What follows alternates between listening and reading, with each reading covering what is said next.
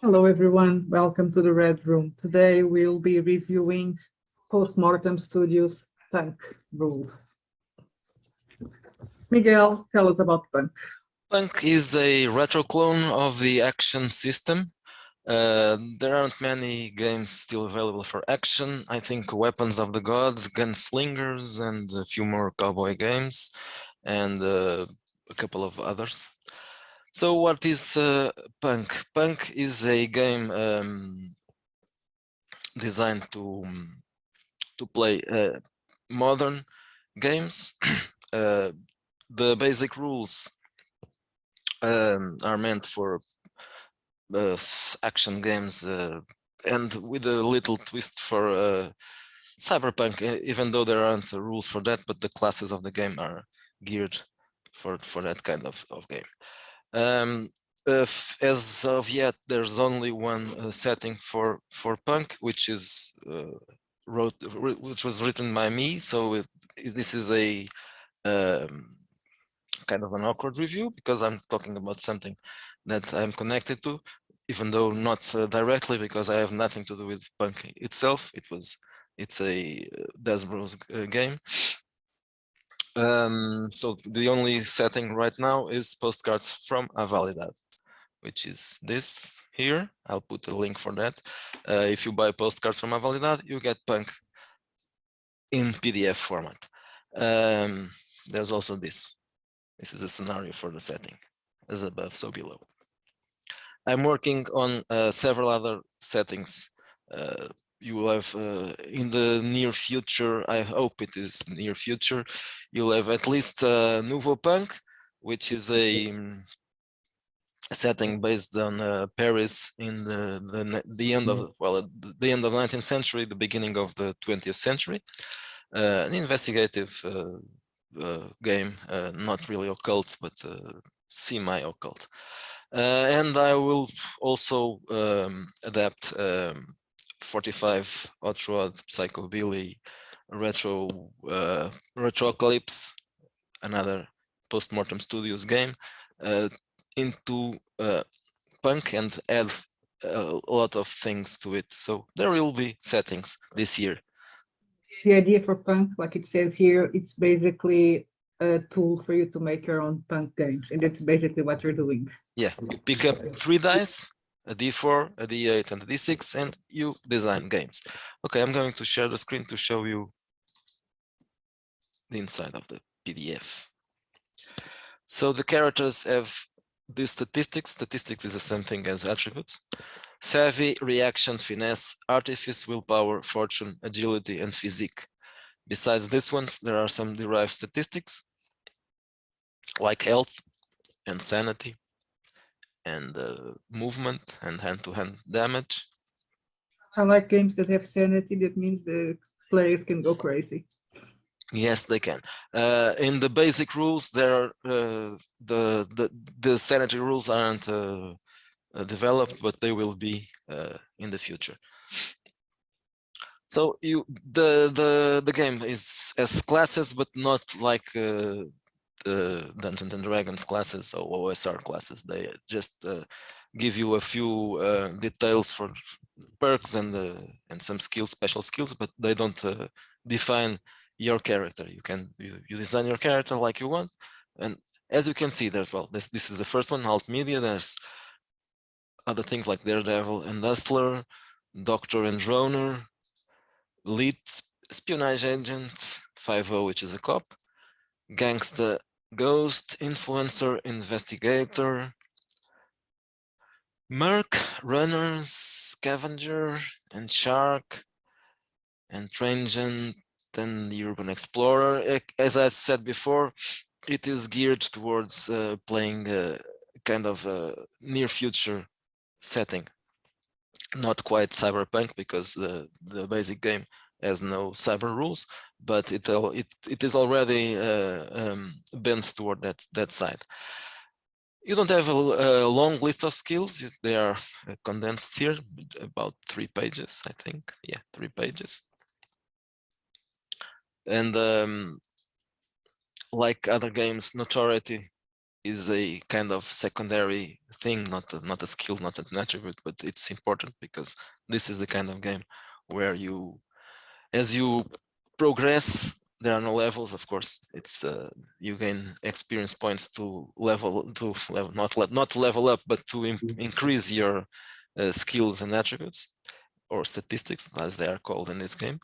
And notoriety is something that you also improve as you play in the setting.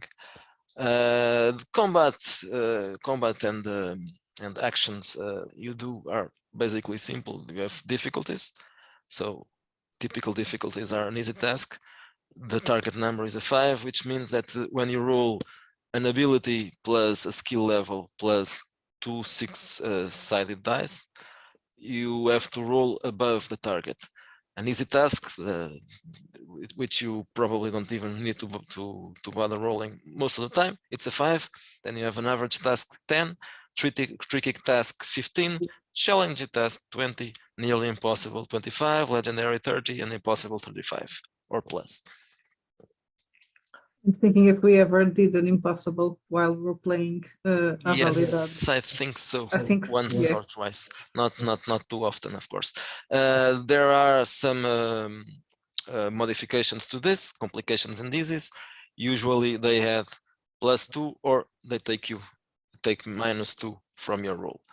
So then if you roll like I think it's in Cyberpunk 2020 and other interlock games, if you roll a couple of 6s in the roll of the 6-sided dice, you keep rolling them and adding the results to your roll.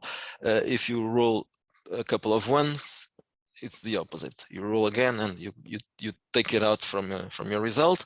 If you roll again a couple of 1s, you keep on rolling until you roll something else. So combat and all that is not very difficult to learn. It's simple rules, a little bit more streamlined than Cyberpunk 2020, for example. Yeah, I think they're easy.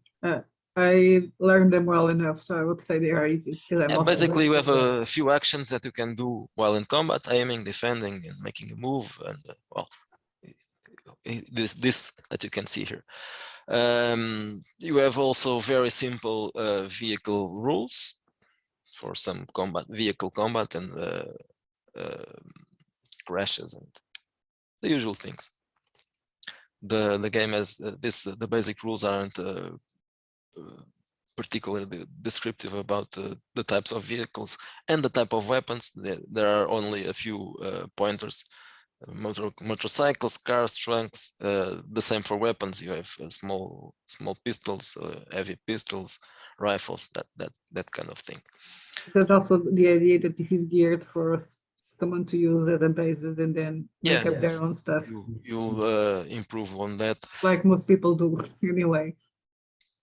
Then this is an interesting thing that allows the characters to modify things around them, alter the world. That this chapter has a few numbers which mean translate things about society: economic level, security level, state probity, morale, education, infrastructure, and disposable income. This can be applied to neighborhoods, cities, countries, or organizations.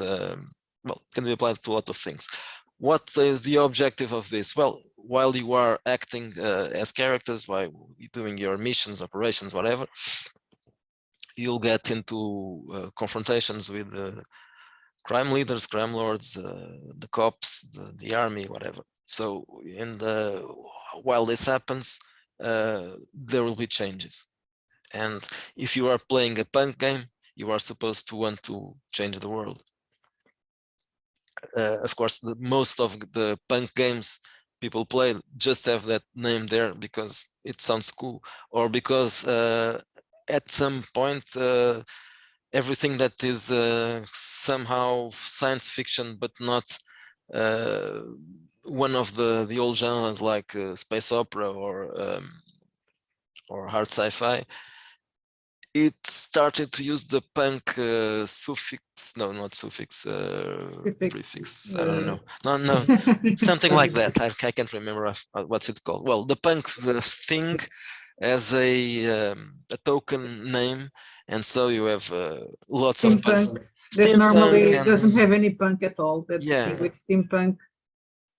I'm trying Dieselpunk. to add some punk, some degree of punkness to the settings I'm going to do for punk, for us for this splash punk, which is the system here, but obviously somewhere along the line I'm not sure if I can do that, because Raypunk, it's very difficult to add punk to that, to real punk. No, so okay, but the basic rules have this kind of change the world.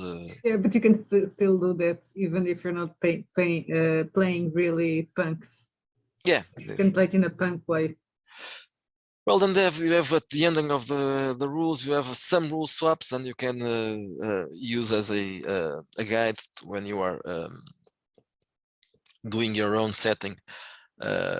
Alternatives for buying statistics and skills, and using cards instead of dice, and using nothing instead of dice, just Salon and LARP, and adding appearance, adding psi, additional statistics, alternatives to turn the game into something more heroic or more realistic, damage alternatives, etc., and action points, which turn really the game into a action game, of course, a more cinematic thing.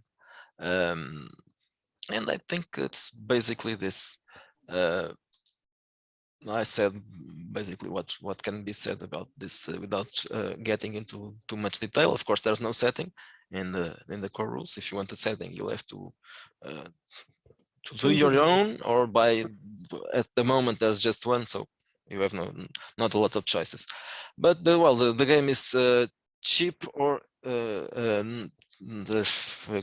free, because you can go to drive-through, and it's not actually free. It's a pay what you want, so you pay what you want. And so use punk to punk your games. Yeah, that's it.